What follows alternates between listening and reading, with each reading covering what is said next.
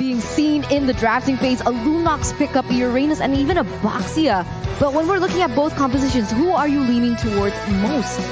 It's quite hard, Eterna, because yeah, you have the Boxia, you have the Uranus that will just melt, but let's just jump first to the Land of Dawn, shall we? I love it because given what Falcon has drafted, you can almost say that they're winning every single lane and on the mechanics, interactions, Mobile Legends platform, then they're also ahead. But when it comes down to execution, maybe Blacklist can pull one off. Let's get back into the game here. It is a mirrored start, both in orange.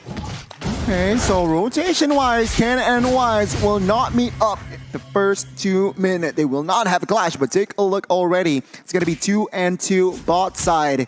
And again, Naomi, what is he trying to do? Of course, poke. But let's take a look. Take a minute here. Let's see items check, spell check, and as well as Mlbb-wise, nothing too significant. And on that note, I'm a little bit worried about the gold lane for Falcon, to be honest, right? Because Naomi definitely going to be hiding in that bush, and Oh My Venus on the Diggy is going to be able to sniff that out. So no element of surprise for Naomi if his gameplay is to try and babysit the Lunox in that gold lane. Oh yeah, you can be as annoying as you want to be with the Natalia, keeping that exclamation point on your opponents, but the auto alarm bombs are gonna tip them off. Exactly. And in that lane, 1v1 Lunox and carry in the early game, it feels like it should favor Oheb, to be honest. Not much damage from Lunox in the early game unless her items are actually built. And when it comes down to the movement speed, Carry has got it. They need to be able to try and help the Lunox into the bottom side. And I guess that's what Martis is trying to do. What they need to do as well here is, of course, I mean, Naomi he has a lot of job description here. He needs to protect the gold lane. He needs to also enter the back line to find Xavier or even Carry. And that is just a plethora of objectives. Let's see, though, the first turtle is up. Oh, given the plethora, the smorgasbord of things that Naomi has to do, makes a beeline for the top lane, and given Edward a piece of his mind and his blade, putting him at about half of his health before the concentration was up. Now, Turtle at less than half health. There's a lot of members here. Yellow Flash with the bravest spider, and he goes with the Poissons. It's Ken who secures it. Plus, my God, a cold altar. Down goes Wise. Yellow Flash gets him, and they put up a Mystic Field, quelling all offensive attackers, and now Venus is in trouble. Naomi pops the Diggy. Down one goes. Naomi still alive. Gets a consecration plus an edge there, but just the same, it's a win for Falcon.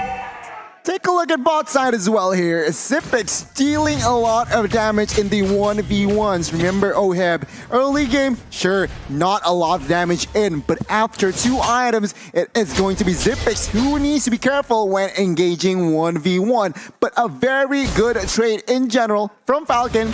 800 gold established, and they got the turtle. But Wise, sneaky jungler, he gets some compensation. Yeah, that was barely a trade, honestly. I didn't think that Blacklist was able to do much in that team fight. I think they kind of overcommitted onto that and even lost the turtle. But if we take a look at the emblems here, Gani, anything that stands out? Honestly, standard build. But what I do want to notice is, again, we see a Diggy that is average, so no MPRH. But take a look at the engage. Wise and Venus looking for a kill. Pops the Poissons, cancels out the reverse time. And here comes Naomi and Justin looking for the pull on Wise. Not gonna go and engage. I think Blacklist understands that they are now on the back foot. They know that Falcon might push the advantage. But to be honest, this is something comfortable for Blacklist. We've seen a lot of times where Blacklist is struggling in that early game, but they're waiting patiently. They know their item power spike, and that's when they kind of re-huddle together. So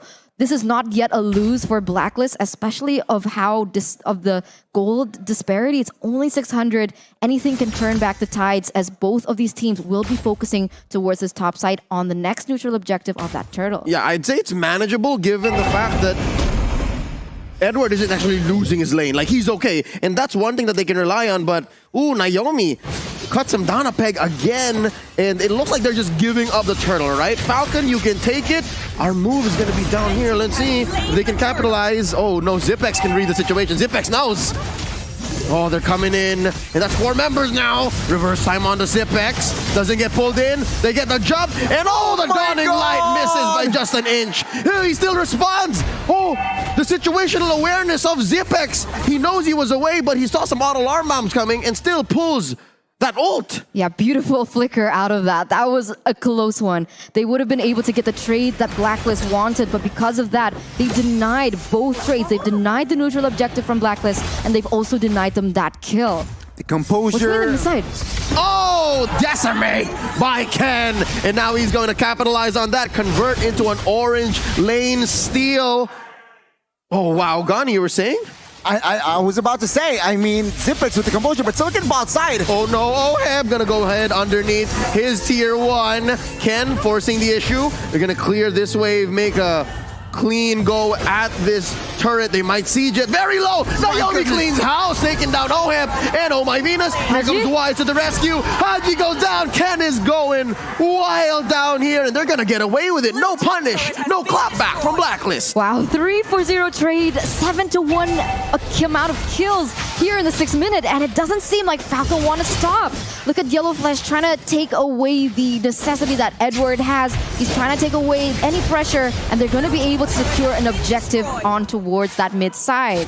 Amazing execution from Falcon. The setup, the execution done sharply. Blacklist, why they are behind, they got caught up. They underestimate the rotation from Falcon, and Falcon took advantage of that, eats up carry, and right now they are confident to even somehow invade the jungles of Wise, but of course Venus and Edward is always there. But let's see here, the last turtle will be up. It seems like Blacklist, they are a little bit too behind on rotation. Will they contest is the question. The problem here now is Zipex is already a level ahead with the mystery shop, so she's going to be able to get that item power spike way quicker, and that damage is going to be felt. But here we go on the top side, already a clash as Falcon is going to be able to get a tower out of it. Oh, got the cult altar already, timed it out, but Ken is going to continue his carnage, and he's very low, gets away with 1 HP. Grandma, look at that 1 HP. Dawning Light, not enough to take him down, and Wise is the casualty here.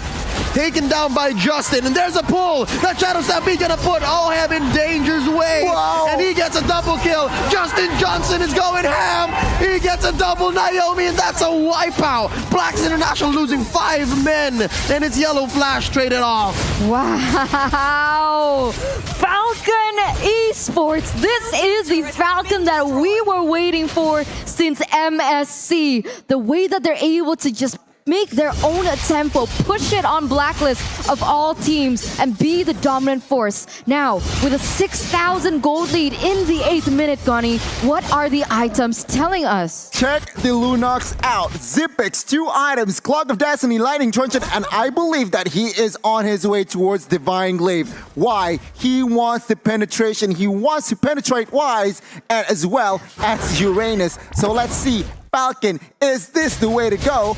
Because they are in a good position to somehow throw the defending champions in this match. Oh yeah, no, throw him into the lower bracket if there is a chance for that. Not sure if the math checks out. But something else that catches my eye is Oheb is slowly building up towards a rose gold meteor. I think he needs that, but now Edward is in trouble. Pops the consecration at the right moment, and so far, they're struggling. They're struggling. A lot is on the shoulders of Haji here. Again, this was a same situation with a lot of teams that lost the early game with a savior. They just need to get to that point where the savior makes a difference.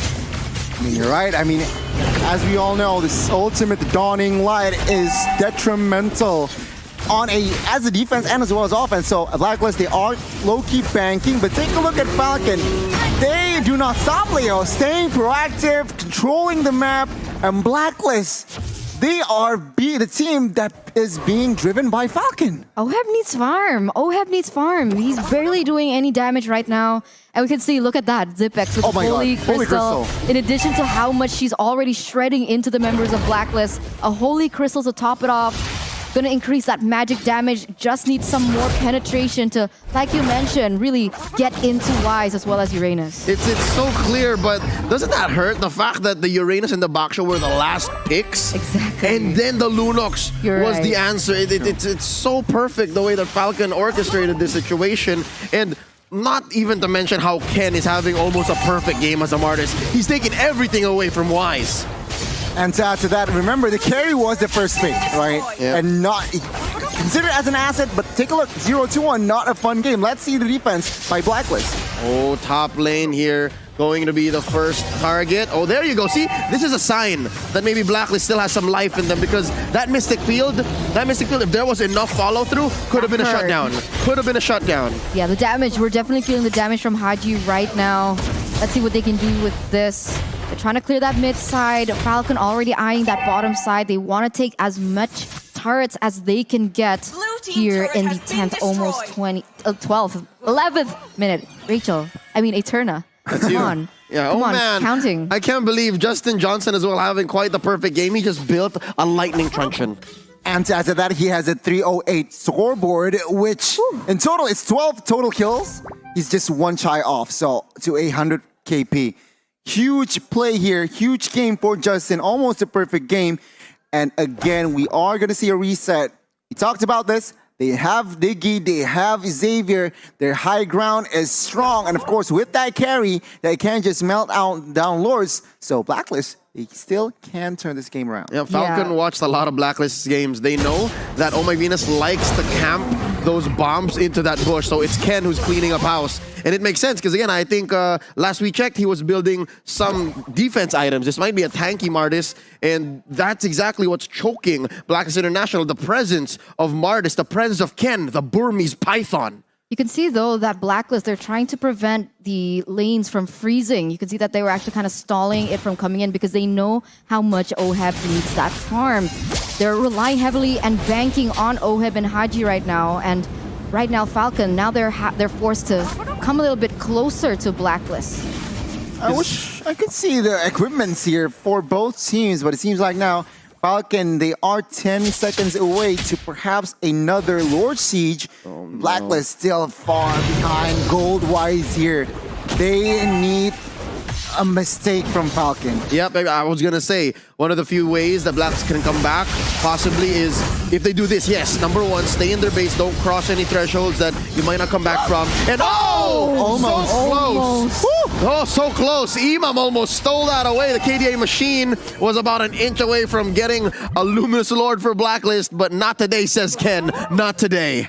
Man, that Instinct Eterna almost just perhaps 0.ish seconds shy. But now Falcon with the siege, with this gold lead, they are in a good position to end the game. It's not looking good.